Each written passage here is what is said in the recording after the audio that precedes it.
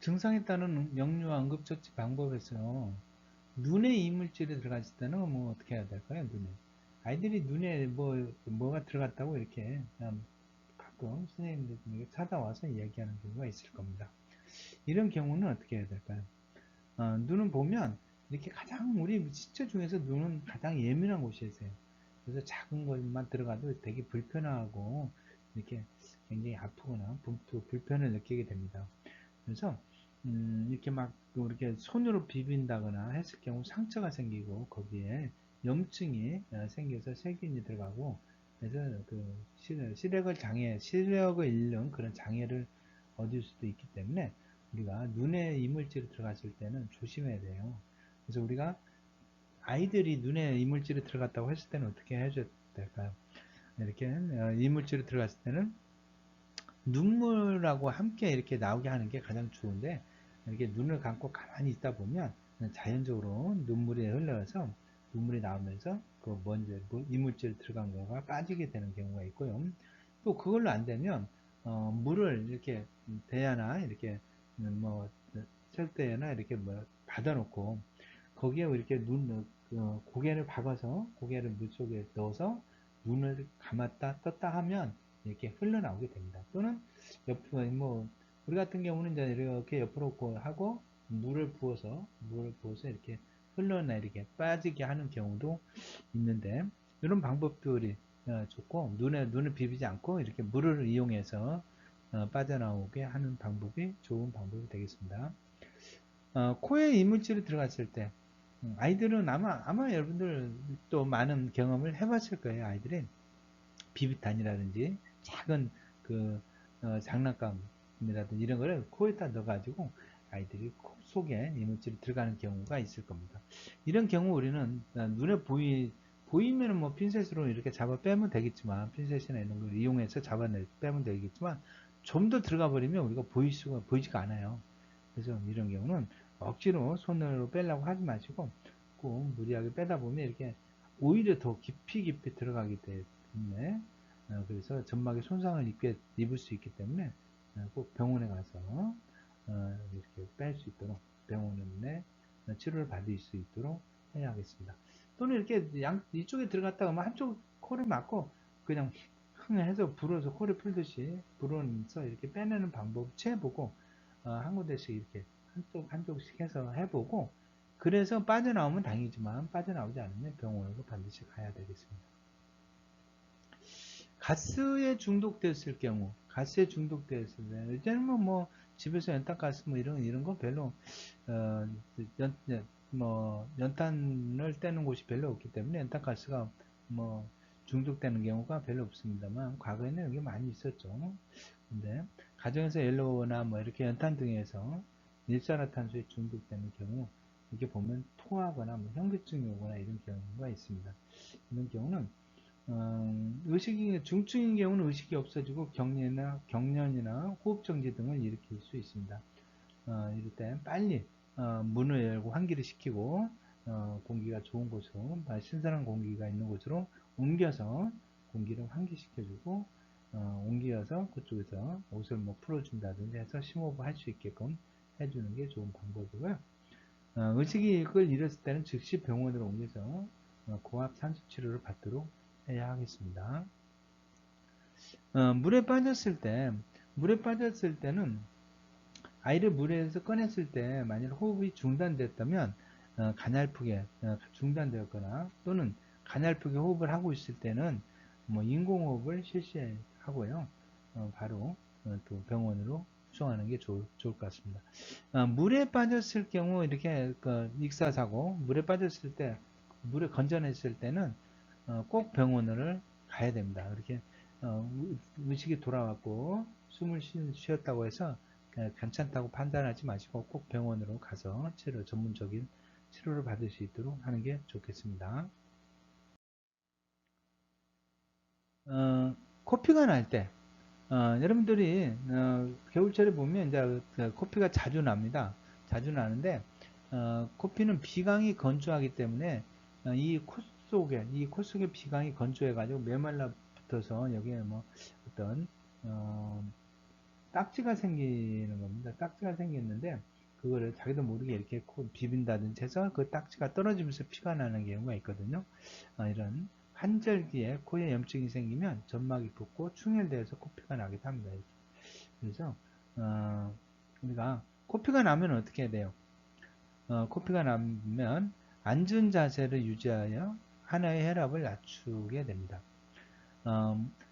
보면 이제 우리가 뭐 코피가 나면 뭐 뒤로 머리를 젖히고 코를 막고 뭐 코를 휘진하고 뭐 이런 걸로 콧대 막는다든지 콧등을 만든다든지 머리를 뭐 머리를 뭐 수건을 올린다든지 이런 방법을 취하기도 하는데 이렇게 머리를 뒤로 젖히는 거는 오히려 이 코피가 기도로 넘어갈 수 있기 때문에 위험합니다. 그래서 이 뒤로 젖히는 행동은 하지 않는 게 좋고요.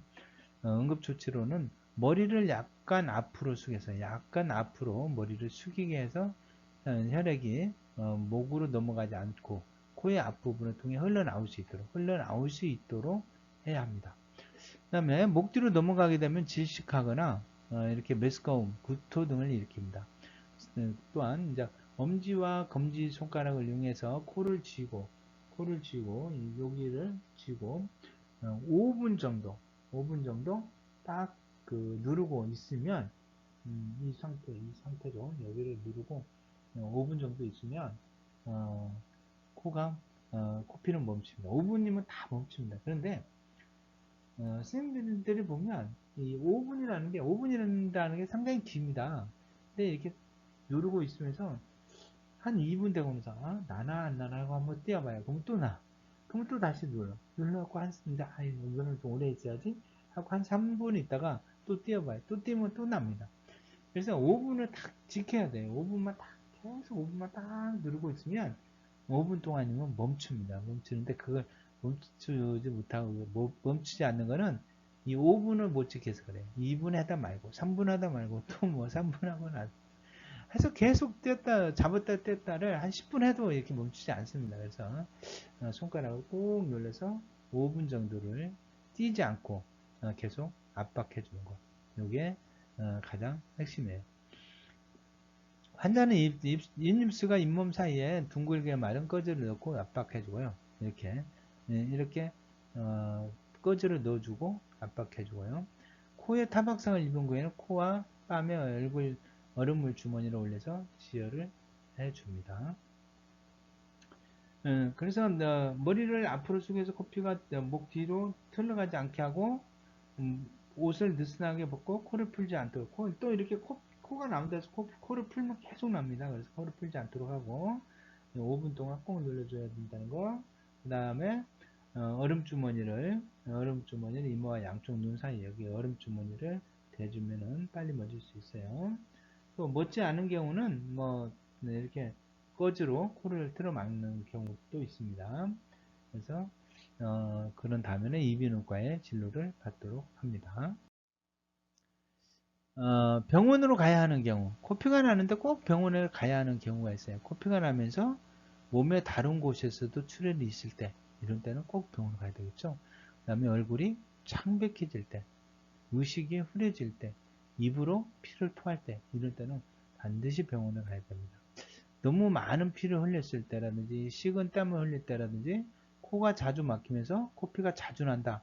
이것도 병원을 가야 됩니다. 이런 코가 자주 막히고 코피가 자주 날 때, 이럴 때는 또 이렇게, 이런 경우 병원에 갔는데, 의외의 질병으로 확인되는 경우가 있습니다. 그래서 이런 경우 백혈병이라고 진단받은 경우가 있었습니다. 실제로. 그리고 먹이를 부딪힌 후에 코피를 흘릴 때, 이런 때는 위험한 상황이라고 보시고 빨리 병원으로 옮기는 게 좋겠습니다. 멀미를 할 때 시각과 평행감각과의 불일치로 인해서 멀미가 오는데 또는 기분적인 이유에서도 멀미가 오게 됩니다. 이럴 때는 멀미가 오는 사람은 멀미약을 미리 복용을 하고 그 다음에 차량을 타고 아이들을 현장학습을 가는 경우는 맨 앞좌석에 아이를 태워주시고 그 다음에 창문을 좀 열고 신선한 공기를 마실 수 있도록 하고 아이가 먼 곳을 바라볼 수 있도록 이렇게 해주는 게 멀미를 좀 적게 올 수 있게 하는 방법이 되겠습니다. 칼에 베었을 때 의사의 진찰이 필요로 하는지 여부를 판단이 중요합니다. 칼에 베었을 때는 거즈나 손수건을 한참 동안 누르고 있는 동안에 피가 먹고 상처가 원상태를 아물 것 같으면 가정에서도 처치 충분하지만 출혈이 멎지 않고 내부의 조직이 터져서 보일 정도다 그러면 꼭 병원에 가야 되겠습니다. 치료를 할 때는 항상 모든 응급처치를 할 때는 치료를 할 때는 먼저 손을 깨끗이 씻습니다. 처치자의 손을 깨끗이 씻은 다음에 또이 환자가 그 부위가 더러워져 있을 때 오염되어 있을 때는 흐르는 수돗물이나 비눗물로 잘 씻어내야 됩니다. 비누로 잘 씻어내고 그 다음에 소독약으로 잘 소독한 다음에 청결한 꺼지로 대고 지혈을 위해 붕대를 좀 세게 감아줄 필요가 있습니다. 해서 피를 먹게 해줘야 됩니다. 그러고 나서 병원으로 가서 치료를 받을 수 있도록 해야 하겠습니다. 자상일 경우 찔리는 상처, 염증이 발생할 확률이 높고 특히 파상풍균이 주의가 요망됩니다. 그러니까 가시라든지 못이라든지 못, 칼, 유리, 금속, 파편 이런 게 찔렸다. 그렇으면 찔렸다는 거는 밖에서는 큰 상처는 아니지만 이 안에서는 큰 상처가 될 수 있어요. 특히 목 같은 게 찔리면 이건 파상풍균이 아주 우려되니까 꼭 반드시 병원 가서 치료를 해야 되겠고요. 깊은 자상은 살짝 보기에 이렇게 상처가 작아도 세균 감염으로 인한 폐혈증이라든지 파상풍균이 발생해서 생명의 위험이 느끼는 경우가 있습니다. 그래서 위험할 경우가 있기 때문에 신속히 의사의 진단을 받아야 합니다. 그 다음 열상, 치전상 심할 때는 일단 응급지혈법 이용하여 중지하고 즉시 병원으로 갑니다. 그리고 아이들이 가시에 박혔을 때, 가시에 찔렸을 때는 어떻게 해야 되냐? 가시에 찔렸을 때는 손톱 같은 것을 뽑으면 세균이 들어가서 오히려 더 불결할 수 있으므로 손을 다 씻고 소독한 쪽집게 같은 걸로 뽑고 또는 아까 얘기했죠, 카드, 카드 같은 거 경우로 이렇게 카드로 밀어서 이렇게 빼주는 방법이 있겠습니다. 못에 찔렸을 때는 아주 좀 파상풍이라든지 위험하기 때문에 꼭 병원에 가야 된다고 얘기했죠. 그리고 까진 상처가 경미하면 노출시켜도 무방하지만 큰 상처이기 때문에 멸균 등 꺼지 등으로 덮고 반창고로 고정을 해야 합니다. 그리고 아까 보면 칼이라든지 유리라든지 특히 유리 같은 게 이렇게 박혀 있으면 이 유리를 그냥 빼는 거는 안 돼요. 유리는 박혀 있으면 그냥 박혀 있는 대로 바로 병원으로 가는 게 좋겠습니다. 충격을 일으켰을 때 응급처치.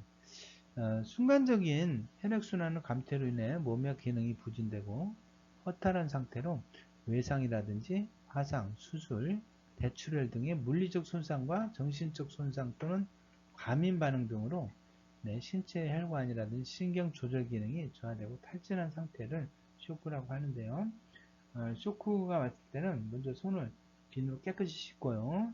처치자가 그 다음에 출혈이 있으면 직접 압법으로 지혈을 해주고요.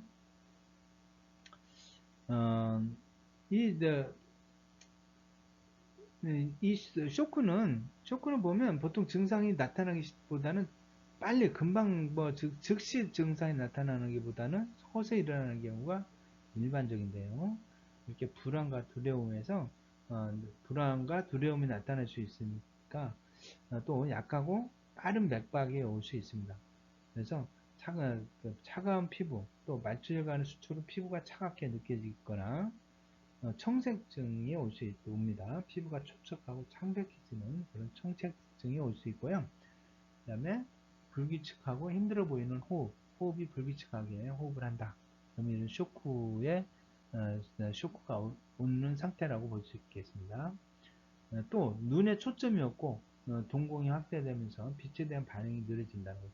이 의사들이 눈을 이렇게 그 불빛을 쏴보면요, 그 불빛에 의한 동공 반사가 바로 와야 되는데 반사가 늦게 오는 거예요. 이거는 좀 이렇게 이상이 있는 겁니다. 그래서 그리고 갈증을 호소하게 되고요. 구토를 하거나 그다음에 혈압이 떨어진다든지 이런 현상이 나타날 수 있습니다.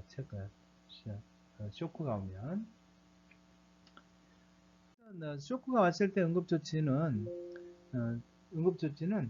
뭐 심장과 뇌로 흐르는 피의 양이 적어지므로 머리와 몸을 수평으로 눕혀서 이런 뭐 기관에 피의 양을 많이 하게 해야 합니다. 그리고 따뜻하게 해주고 음료는 어, 음료는 가급적 주지 않는 게 좋습니다.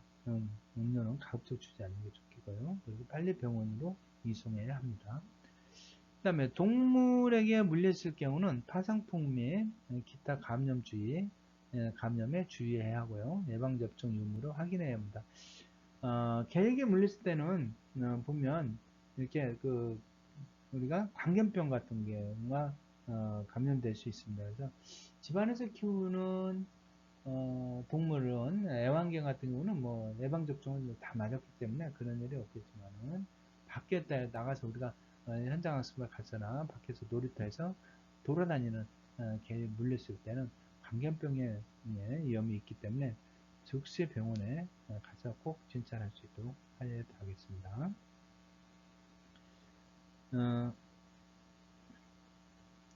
우리 동물에 물렸을 경우 응급처치 요령으로는 비누로 우선 한 자리에 안심시켜 놓고 비누와 흐르는 물로 세척한 다음에 깨끗한 꺼즈로 일단 덮습니다. 덮어주고 그리고 나서 병원을 방문해서 예방 조치를 해야 합니다. 벌레에 물렸을 때는 잘 닦아내고 암모니아수로 증화시킨 후 칼라민 로션을 발라서 가려움을 없애줍니다. 진드기가 붙었을 때는 아세톤을 충분히 바른 후 약 30분 동안 그대로 두었다가 쪽집게로 떼어낸 후 세척을 하면 되겠습니다. 거미 종류 같은 건데 거미에 물렸을 때는 어떻게 해야 되느냐? 방부용 비눗물로 잘 닦아낸 후 알코올을 조금 바르고 의사를 찾아가는 게 응급처치 요령이 되겠습니다.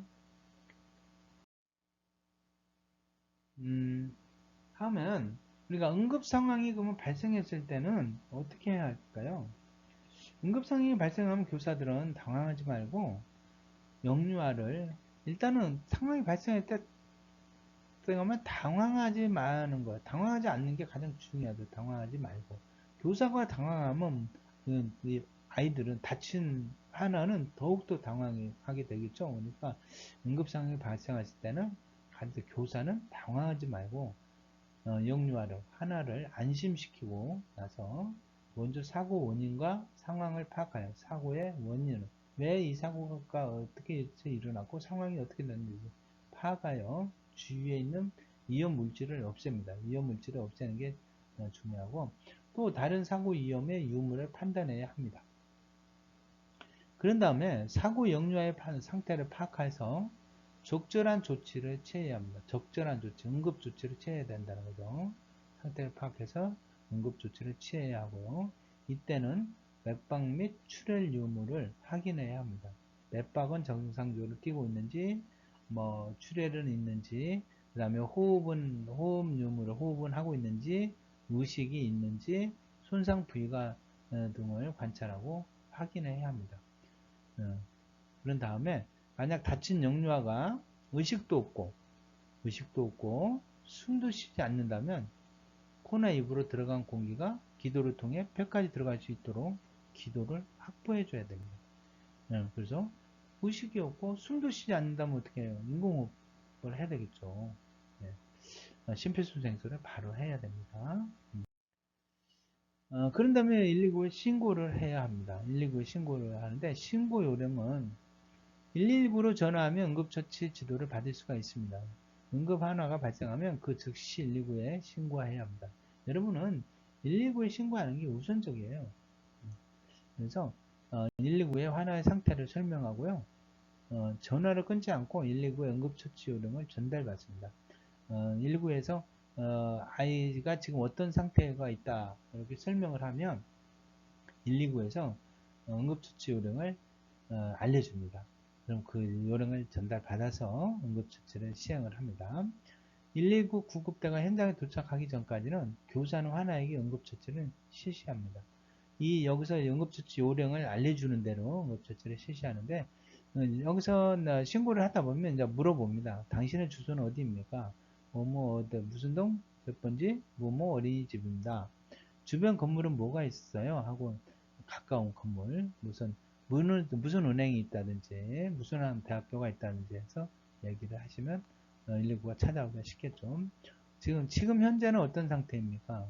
질병 또는 사고 상태 등에 대해서 설명을 해야 하고요. 전화번호는 지금 당신이 연락받을 수 있는 전화번호는 어떤 번호일까요? 핸드폰 번호를 해주는 게 좋겠죠. 그래야 수시로 계속해서 연락을 취하면서 또는 그 상황 응급처치 요령을 이야기하면서 통화를 하면서 처치를 받을 수가 도움을 받을 수가 있겠습니다. 그래서 이 아이가 다쳤을 때는 119죠 하고 이제 신고를 하고 119 신고를 하면 정확한 위치를 말씀해 주시고 구급대를 출동하게 합니다. 그래서 구급대가 출동을 해서 아이를 태우고 병원으로 이송하는 그런 과정으로 이루어집니다. 즉각적인 조치, 의료 조치가 필요한 경우가 있죠. 이런 경우에는 즉각적으로 119에 전화를 해야 한다. 119에 전화해서 치료를 받을 수 있도록 해야 합니다. 4개월 이하 영아가 38도씨 이상의 열이 있을 때는 무조건 병원에 가야 됩니다. 38도 이상이면 고열이에요. 고열이 나는 경우에는 이제 이런 경우는 아까도 얘기했듯이 열경련이 일어날 수 있는 확률이 높습니다. 그래서 38도 이상의 열이 있을 때는 바로 병원을 갈 수 있도록 조치해야 되고요. 4개월 이상의 영아에서 40도씨 이상의 열이 있을 때도 당장 병원에 가야 됩니다.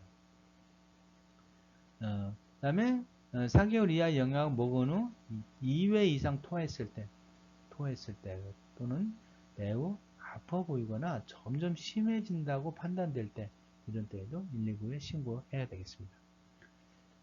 머리를 움직이거나 만지면 목이 아프다고 할 때 머리를 만지거나 움직이는데 목이 아프다고 할 때 이런 때도 병원을 가야 됩니다. 그 다음에 처음으로 경기할 때 참 이 경기가 참 무섭기는 해요 사실. 그런데 아이들이 경기가 아까 열 경기가 주로 많다고 그랬죠 아이들은. 그래서 분노성 경기 경련이라든지 열경련이 있는데 처음으로 경기할 때 아이들이 경기할 때 선생님은 이 아이를 응급조치를 한 다음에 바로 병원으로 이송해야 되겠습니다.